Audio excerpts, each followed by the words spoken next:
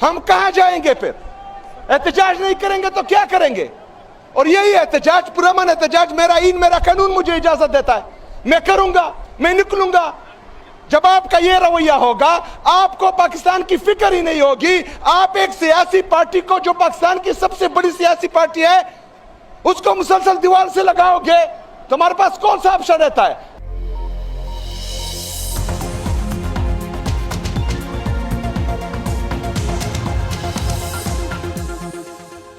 बिस्मिल्लाहिर्रहमानिर्रहीम, अस्सलाम वालेकुम। पाकिस्तान और दुनिया भर में देखने और सुनने वालों को अब्दुल कादिर का सलाम and a very good morning. Pakistan में 23 अप्रैल की सुबह है। अमेरिकी सेंट्रल कमांड वर्सेस ईरानी IRGC कमांडर्स, इनका स्टेट ऑफ हुर्मुज़ में कोई फिल्मी एक्शन जैसा मुकाबला चल रहा है। पहले एक फुटेज जारी करता है, मुकाबले में दूसरी फुटेज जारी हो जाती है। पहले अमेरिकी सेंट्रल कमांड की जानिब से फुटेजेस जारी की गई, आज ईरानी IRGC की जानिब से भी फुटेज जारी करके बताया गया कि उनकी जानिब से क्या एक्शन हो रहा है। और प्लस ईरानी नेवी को तबाह करने की कोशिश हो रही थी। अमेरिका की जानिब से बार बार ये क्लेम किया जा रहा था कि ईरानी नेवी जो है वो ख़त्म कर दी गई है। आज अमेरिकन जो वज़ीर बराए नेवी हैं या सेक्रेटरी बराए नेवी हैं, उनको फारिग कर दिया गया। तो ईरानी नेवी ख़त्म करते करते अपने वज़ीर की कुर्बानी देना पड़ गई। तो ये क्या सारी सूरत हाल है, ये भी आपके सामने रखते हैं। और प्लस जो पाकिस्तान में मौजूद अमेरिकन जर्नलिस्ट हैं, वो सुबह सुबह उठते ही सड़कों के ऊपर पहुंच गए हैं।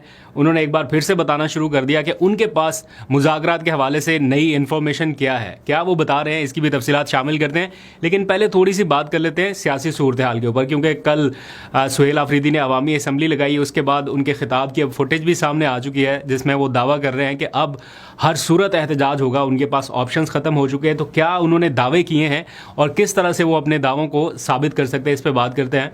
और आज आपको पता है जुमेरात का दिन, एक बार फिर अडयाला जेल मुलाकातें ना कराने का दिन, लिस्ट आ गई है, लोग अडयाला की जानिब जा रहे हैं, लेकिन एक बार फिर मुलाकात ना होने का इम्कान है। इसी हवाले से कल सुहेल आफरीदी ने खिताब के दौरान कुछ बातें की हैं। उन्होंने कहा कि मैंने अपना सियासी कैपिटल दाव पर लगाया और हुकूमत के साथ जाके बैठा। ये जो पिछले दिनों में उनकी कुछ मुलाकातें हुई हैं ना, उन मुलाकातों का वो रेफरेंस दे रहे थे, काफ़ी जज्बाती दिखाई दिए इस अवामी असम्बली के इजलास में। अवामी असम्बली के ऊपर हम पहले ही बात कर चुके हैं कि वो ज़रूरी था नहीं ज़रूरी था, खैर उसके ऊपर फिर बाद में भी बात होती रहेगी। लेकिन अभी ज़रा जो वो बात कर रहे हैं काफ़ी एग्रेसिव दिखाई दिए, काफ़ी जज्बाती। और उन्होंने कहा कि मैं अपना सियासी कैपिटल दाव पे लगा के इनकी बुलाई जाने वाली मीटिंग्स में गया पाकिस्तान के लिए, और वहाँ पे जाके बैठ के मैंने उनसे ये बात की कि मैं यहाँ पर आ तो गया हूँ, मेरा सियासी सरमाया एक तरह से एट स्टेक है, लेकिन इसके बदले में मैं ये भी चाहता हूँ कि जो हमारे लोगों के ख़िलाफ़ कार्रवाइयाँ जारी हैं, जो इनके ख़िलाफ़ पकड़ धकड़, FIRs और लाठीचार्ज, शैलिंग, ये जो कुछ भी उनके ख़िलाफ़ कार्रवाइयाँ होती हैं, इनको रोका जाए, ये कार्रवाइयाँ ना हो। आप इमेजिन करें कि एक एपेक्स फोरम के ऊपर जहाँ पर सारे स्टेक होल्डर्स बैठे हुए हैं, वहाँ पर एक सूबे का वज़ीर आला ये बात कर रहा है, ये बात रख रहा है कि उनकी पार्टी के ख़िलाफ़ जो इस टाइम क्रैकडाउन जैसी सिचुएशन जारी है, इस पर नज़रसानी की जाए। और वो कह रहे हैं कि अगले ही दिन क्या हुआ, वो उसकी तफसील उन्होंने बताई। ज़रा क्या बात किया, एक लम्हे के लिए ज़रा सुनिए। जनाब स्पीकर, मैं अपना पॉलिटिकल कैपिटल एट स्टेक करके जो है वफाकी हुकूमत की मीटिंग्स में गया। मैंने वहां पर यह कहा कि आज मैं अपना पॉलिटिकल कैपिटल एट स्टेक करके आपकी इस मीटिंग में आया हूं, लेकिन मैं ये भी उम्मीद करता हूं कि आज मैं पाकिस्तान के लिए यहां बैठा हूं, कल को आप पॉलिटिकल डिस्क्रिमिनेशन खत्म करेंगे, आप हमारे वर्कर के साथ ज्यादती नहीं करेंगे, आप हमारे लोगों पर जो है लाठीचार्ज और ये बाकी चीजें नहीं करेंगे। लेकिन स्पीकर साहब, उसके अगले ही दिन इमरान खान से आपकी बहनों पर लाठीचार्ज भी किया गया और आंसू शेल भी फेंके गए।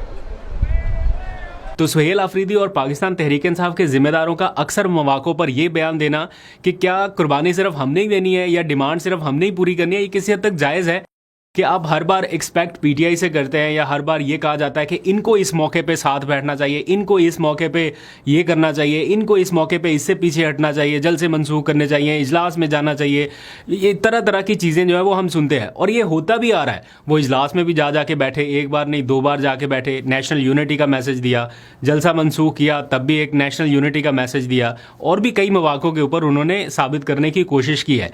लेकिन इन रिटर्न उन्हें लगता है कि उन्हें कुछ नहीं मिल रहा। जिस बात को वो उस प्लेटफॉर्म पे जाके रखते हैं, अक्सर कहा जाता है ना कि इस प्लेटफॉर्म पे आके बात करें, यहाँ पर सियासी बात करें, तो वो उन्होंने करने की कोशिश की है। मैंने भी उनसे एक बार क्वेश्चन किया था कि आप यहाँ पर तो ये सारी बातें करते हैं प्रेस कॉन्फ्रेंसेज में, क्या जहाँ पर आप जाते हैं वहाँ पर आप ये बात करते हैं? तो उन्होंने कहा कि मैंने ये बात की है वहाँ पे, और उसके बाद उसका रिजल्ट अभी तक कोई नहीं निकला। फिर इसी सारी सूरत को मद्देनज़र रखते हुए उन्होंने कहा कि हमारे पास अब कोई ऑप्शन बाकी नहीं रह जाता सिवाय इसके कि हम एहतजाज के लिए निकलें। उन्होंने पूरी वो ट्रेल दोबारा से बताई कि उनके साथ क्या हो रहा है, उनकी पार्टी के साथ, उनके लीडर और उनकी अहलिया के साथ क्या इस टाइम सलूक हो रहा है। ये सारी चीज़ें उन्होंने सामने रखी और एहतजाज के हवाले से एग्जैक्ट उन्होंने कहा क्या है, ज़रा एक लम्हे के लिए उनकी ये गुफ्तगू सुने। हम कहाँ जाएंगे? फिर एहतजाज नहीं करेंगे तो क्या करेंगे? और यही एहतजाज, पुरअमन एहतजाज, मेरा ईन मेरा कानून मुझे इजाजत देता है, मैं करूंगा, मैं निकलूंगा। जब आपका ये रवैया होगा, आपको पाकिस्तान की फिक्र ही नहीं होगी। आप एक सियासी पार्टी को, जो पाकिस्तान की सबसे बड़ी सियासी पार्टी है, उसको मुसलसल दीवार से लगाओगे तो हमारे पास कौन सा ऑप्शन रहता है? आप हमें दूसरे दर्जे का शहरी समझोगे, हमारे पास कौन सा रास्ता रहता है? वो पुरअमन रास्ता इंशाअल्लाह ताला हम अपनाएंगे और जरूर अपनाएंगे। शुक्रिया। तो सुहेल अफरीदी काफ़ी एग्रेसिव दिखाई दे रहे हैं। इस तरह की तकारीर की हद तक तो वो पहले भी इस तरह की बातें कर चुके हैं कि हमें एहतजाज करना पड़ेगा और हम तैयार हैं, बट लोग जो हैं वो देख रहे हैं कि एक्शन से साबित करना पड़ेगा कि क्या वाकई आप इतनी तैयारी कर चुके हैं कि आप ये बातें कर रहे हैं कि हम एहतजाज के लिए निकलने वाले हैं, हमारे पास और कोई ऑप्शन नहीं है। तो आने वाले दिन उनके एक्शंस के साथ प्रूव कर पाएंगे उनकी तैयारी को। अब जो अगला हफ्ता है वो इम्पॉर्टेंट रहेगा इस हवाले से, क्योंकि एक तो उन्हें कश्मीर का दौरा करना है, आज़ाद कश्मीर जाना है। उन्होंने कुछ विज़िट शेड्यूल कर रखे हैं, गालबन 25 से ऑनवर्ड है, शायद कोई डेट उसकी अनाउंस हो जाएगी, तो वो कश्मीर जा रहे हैं अपनी स्टेट मूवमेंट के सिलसिले में। लेकिन वहाँ से, क्योंकि एक तो इंतखाबात भी वहाँ पर आने वाले हैं, तो उसका भी एक सिलसिला रहेगा, PTI के और लोगों को भी जाना पड़ेगा। और दूसरा जो लाहौर का उनका दौरा है वो और भी ज़्यादा इम्पॉर्टेंट हो जाएगा इस सिलसिले में, क्योंकि उन्होंने मीनार पाकिस्तान पे जलसा करने की इजाज़त मांगी है तहरीक इंसाफ लाहौर ने। तो सुहेल अफरीदी का जाना और साथ ही जलसे की इजाज़त मांगना, तो ऐसा लग रहा है कि लाहौर में एक बड़ा शोडाउन, इजाज़त मिले ना मिले, सड़कों के ऊपर स्ट्रीट मूवमेंट, ये सारा कुछ शायद उन्हें दोबारा से देखने को मिले। तो अगर आपने एहतजाज के लिए कोई मोमेंटम बिल्ड करना है तो लाहौर और कराची ये दो मेन हॉटस्पॉट है जहाँ पर आपको एक्टिविटीज़ करनी पड़ेंगी, और यहीं से वो मोमेंटम जनरेट होगा जो कुछ महीने पहले हुआ था। लाहौर और कराची में वो एक पीक नज़र आई थी इस तरह की एक्टिविटीज़ में, जब कराची में रोका गया। तो जब रोकेंगे तब तक ये सारी सिचुएशन नज़र आएगी। तो देखते हैं कि इस बार लाहौर में क्या सूरत हाल रहती है, फिर से पकड़ दकड़ होगी या कोई इनको फ्री मूवमेंट का मौका मिलेगा। लास्ट टाइम तो पता चला था कोई फूड स्ट्रीट जो थे उसकी भी लाइट्स वगैरह बंद हो गई थी। खैर, इस हवाले से एक और पेशरफ्त भी हुई है, उसके ऊपर मैं अगले व्लॉग में ज़रा तफसील से बात करूँगा। अक़वाम मुत्तहिदा के कमीशन बराए इंसदाद तशद्दुद, उनकी जानिब से इमरान खान की रिहाई या उन तक एक्सेस, उनको मेडिकल फैसिलिटीज़ फ्राहम करने के हवाले से कुछ नोटिस लिए गए हैं, कुछ मुतालबात किए गए हैं हुकूमत पाकिस्तान से भी और ओवरऑल भी। क्या इससे कोई फ़र्क पड़ जाएगा? मुझे थोड़ा मुश्किल लगता है, क्योंकि इससे पहले भी एक वर्किंग ग्रुप बराए डिटेंशन जो था, गैर कानूनी डिटेंशन, उन्होंने भी नोटिस लिया था। उसकी बड़ी खबरें लगी थी कि अक़वाम मुत्तहिदा के वर्किंग ग्रुप ने नोटिस लिया है और उनकी जानिब से एक बाज़ाब्ता स्टेटमेंट जारी की गई थी कि ये जो इनकी गिरफ्तारी है या इनकी कैद है ये गैर कानूनी है। अब तो मामला कैद से बढ़ के आगे चला गया ना, काफ़ी सारी और चीज़ें ख़राब होगी, उनकी मेडिकल कंडीशन और जो कैद तन्हाई तक मामला चला गया। तो इस वजह से भी बहुत सारी चीज़ें हैं। बहरहाल ये बयानात, ये सारी चीज़ें इसी तरह आती रहेंगी। इसको अगले व्लॉग में ज़रा तफसील से भी डिस्कस करेंगे। अब आ जाइए ज़रा स्टेट ऑफ हुर्मुज़ में जो फिल्मी एक्शन जारी है दोनों फ़रीक़ैन की जानिब से, उसके ऊपर बात करते हैं।